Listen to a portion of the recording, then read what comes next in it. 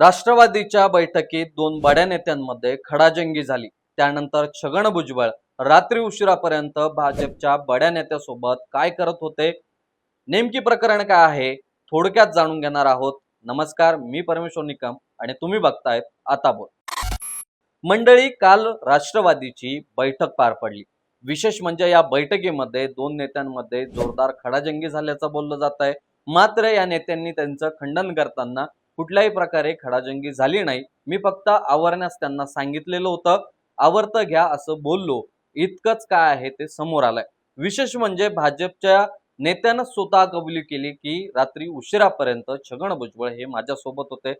नेमके हे संपूर्ण प्रकरण काय आहे, थोडक्यात आपण आजच्या या व्हिडिओमध्ये ते समजून घेणार आहोत। राष्ट्रवादी काँग्रेसमध्ये गेल्या काही दिवसांपासून घमासान सुरू आहे। बडे नेते प्रफुल्ल पटेल हे या बैठकीला गैरहजर होते।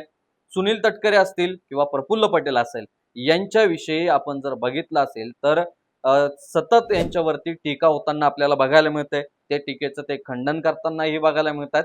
मात्र त्यांच्या बाजूने कोणीही बोलण्यास तयार नाहीये। या गोष्टीवरती मात्र तटकरे यांनी नाराजी व्यक्त केली। काल जी बैठक पार पडली, या बैठकीला सुनील तटकरे हे उपस्थित होते, मात्र प्रफुल्ल पटेल हे या बैठकीला उपस्थित नसल्याचं देखील सूत्रांनी सांगितलेलं आहे। दरम्यान राष्ट्रवादी काँग्रेसची बैठक जी आहे ती वादळी ठरली आहे। या बैठकीला प्रफुल्ल पटेल हे काही कारणांनी गैरहजर राहिले, तर प्रदेशाध्यक्ष सुनील तटकरे यांनी या बैठकीत आक्रमक भूमिका घेतल्याचं बोललं जात आहे। विशेष म्हणजे त्यांनी पक्षातून आणि बाहेरून जोरदार हल्ले होत असताना आमच्या पाठीशी पक्षातील कोणीही उभं राहिलं नाही अशी खंत या बैठकीत व्यक्त केली। आणि याच वेळी मात्र छगन भुजबळ यांनी त्यांना आवरतं घेण्यास सांगितलं।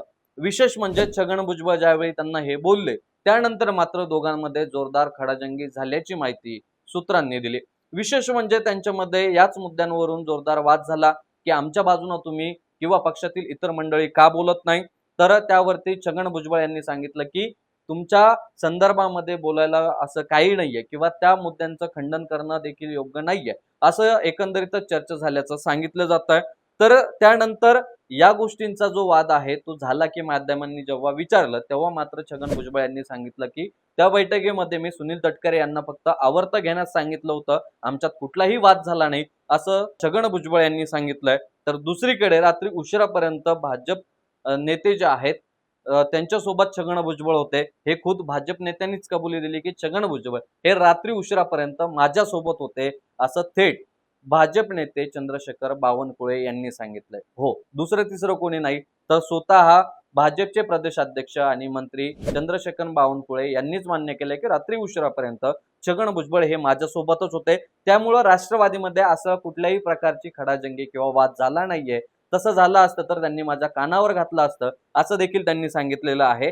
त्यामुळं ही बातमी तुम्हाला नेमकी कुठून आणि माहिती कुठून मिळते असं देखील त्यांनी या ठिकाणी पत्रकारांना विचारलं आणि या सर्व गोष्टींचं खंडन करण्याचं काम त्यांनी केलंय।